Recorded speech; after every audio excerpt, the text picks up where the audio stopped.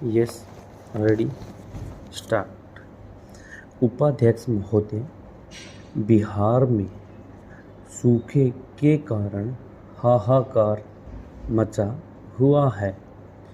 किसान के धान का बीज सूखे के कारण खेत में सूख गया है। वहाँ भूखमरी की स्थिति है। आज आपके माध्यम से मैं सदन में बताना चाहता हूँ कि बिहार में अकाल की स्थिति पैदा हो गई है। यह एक ऐसी त्रासदी है जिसके कारण बिहार में हाहाकार मचा हुआ है। लघु और सीमांत किसानों के लिए कोई विकल्प नहीं बचा है। ट्रैक्टर वाले किसान और बड़े किसानों की बात मैं नहीं कह रहा हूँ। मैं बिहार के सीमांत और लघु किसानों की बात कह रहा हूँ।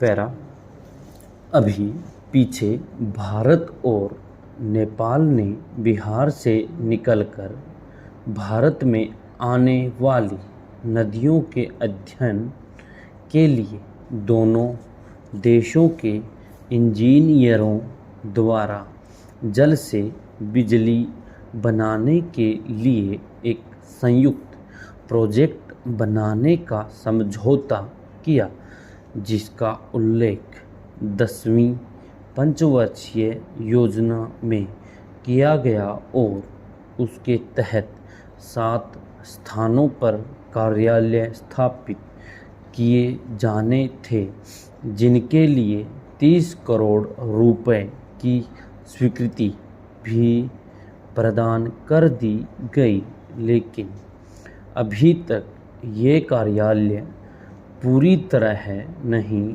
खुल पाए हैं।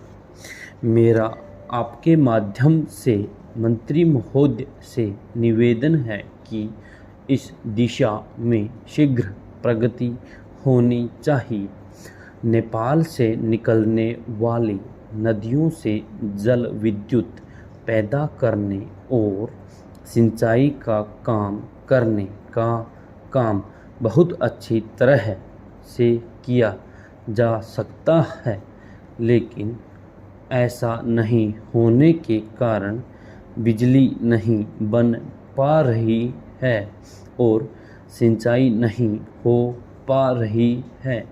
नेपाल से निकलने वाली नदियों के अध्ययन और उनके जल का बुद्धिमत्तापूर्ण प्रयोग करने से उत्तर भारत के 7 राज्यों पर प्रभाव पड़ेगा।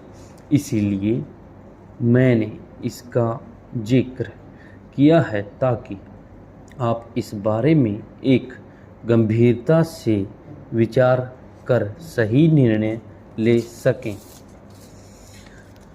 सभापति महोदय, मैं 2-3 बिंदुओं को कहकर अपनी बात समाप्त करूंगा। यूपीए सरकार ने सिंचाई क्षमता बढ़ाने का संकल्प भारत निर्माण योजना के अंतर्गत लिया है। नई सिंचाई क्षमता पैदा करने हेतु प्रगतिशील गठबंधन सरकार ने वर्ष 2009 तक 2 करोड़ हेक्टेयर भूमि में सिंचाई की क्षमता बढ़ाने का लक्ष्य रखा है। नई सिंचाई क्षमता का यह लक्ष्य बहुत अच्छा है। वर्षा से सिंचित क्षेत्र में जल संसाधन के सभी पहलुओं पर विचार करने के लिए एक राष्ट्रीय वर्षा क्षेत्र विकास प्राधिकरण की स्थापना करने की घोषणा की गई है, लेकिन इस दिशा में आज तक क्या प्रगति हुई, इस दिशा में कुछ पता नहीं। देश अंधकार में है, वह प्राधिकरण बना ही नहीं। जो देश जल का सदुपयोग नहीं करेगा वह उन्नति नहीं कर सकेगा। पैरा महोदय, किसानों की आत्महत्या की कहानी बहुत चलती है। मैं इस पर ज़्यादा नहीं बोलना चाहता हूँ। मैं इतना ही कहना चाहता हूँ कि आज़ादी के 60 साल बीत जाने के बाद भी यदि किसानों द्वारा आत्महत्याएं की जा महोदय, किसानों की आत्महत्याओं की कहानी बहुत चली है। मैं कह रही हूँ तो इस पर गौर करना चाहिए। यह शर्मनाक स्थिति है।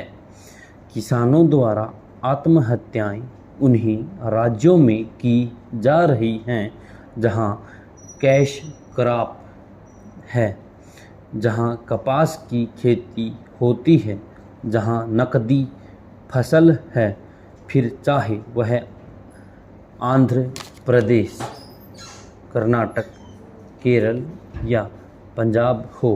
15-16% किसान आत्महत्या करने के लिए मजबूर हो रहे हैं। मैं इसके कारणों में नहीं जाना चाहता हूँ।